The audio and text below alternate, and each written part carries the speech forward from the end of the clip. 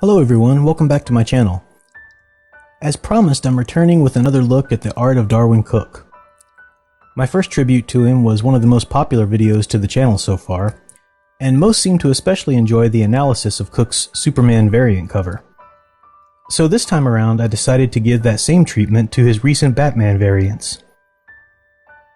Cooke believed that superheroes should never be too dark, and he had a firm grasp on the iconic Batman. He once said in an interview that he didn't want to see Batman swearing, having sex with Black Canary, and so on, but wanted superheroes realigned toward the young people they were created for. This doesn't make his own approach to the character one for children only, but rather one for the child in all of us. His Batman is complex, even as he is safe. Darwyn Cooke's Batman is the hero who dresses as the darkness in order to shed the light, the adult who fights with the heart of a child. That is who we see in this first piece for the cover of Detective Comics number 37. Batman is a skilled and experienced hero here, with the knuckles on his right hand wrapped in a bloody bandage. Yet he is also childlike in his pose, slumped in his chair so that it appears too big for him. His tablet, books, and papers are strewn about like a young child's toys, and his belt and cape hang on opposite sides of him.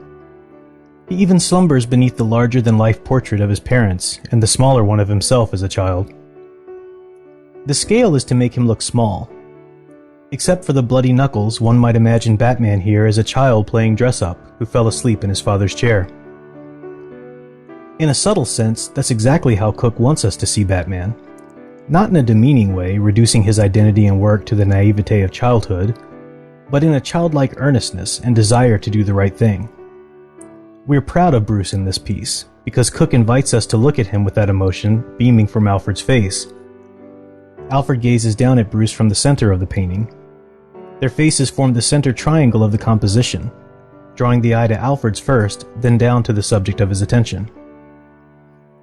To the right, Alfred's face is echoed by a bust cast in shadow. Just enough of the features are visible to identify the bust with the portrait on the other side of the composition. It is Thomas Wayne. Alfred and the bust are of the same height and size, and turned in the same direction. The composition is associating Alfred with Bruce's father, because Alfred is Bruce's father figure. He is centered in the composition to emphasize that there is no Batman without that central father-child relationship, without Bruce's ability to maintain his childlike nobility and heart in the midst of a sometimes bloody crusade. The Bat in Gotham Shadows is still a child making a promise in the shadow of his parents. To show Batman as childlike in the study of Wayne Manor is one thing, but Cooke carries the same approach over to depictions of his confrontations with villains. In this variant for Batman number 37, Cooke depicts the Dark Knight's famous rogues gallery. The larger-than-life villains are arranged in a montage to resemble a funhouse. The Joker's mouth serves as Batman's entrance. The composition is a kind of Dante's Gates of Hell, except that this one Batman must enter each and every night. In keeping with the Dante analogy, some of the souls here are suffering, like Two-Face and the Ventriloquist. Some are angry. Some are laughing mad. We could name and label each of the 7 deadly sins, from lust, envy, and so on. The Joker's funhouse mouth even parallels Dante's vision of Satan himself in hell, devouring the souls of the damned. But Batman isn't a damned soul. Though the loss of his parents might have made him feel that way as a child, his heroism is in his choice to rise above the pain and turn his grief into action that would help others. Here he stands before the mouth of the Joker and risks being consumed by darkness in order to protect his city. With a frightened childlike pose, Batman stands in the fire that will test his mettle. But he doesn't give in to the darkness and become a torturer and brutal vigilante. He remains above the darkness, like the bats he chose to dress as. They fly above the villainous funhouse, with no impediment between them and Gotham. Flight is one of the many themes Batman shares with his sidekick.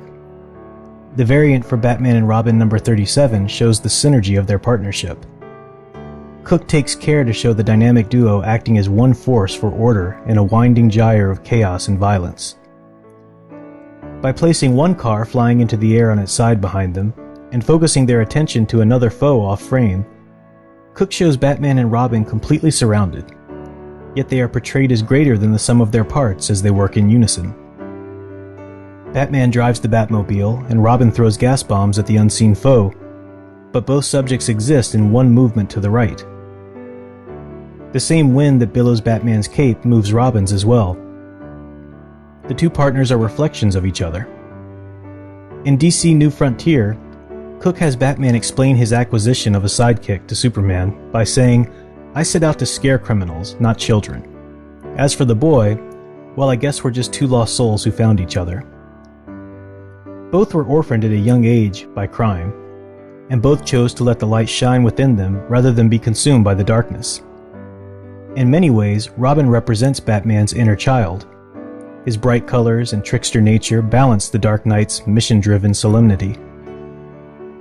Here they form the compositional triangle that accents the overall momentum to the right. But the heroes are not blindly driven by the direction of chaos. They focus their attention to foes off frame in an effort to curb the momentum, to stop the chase. Robin isn't shooting bullets like those shot at him. He's throwing gas, an attempt to pacify and bring order, not more harm.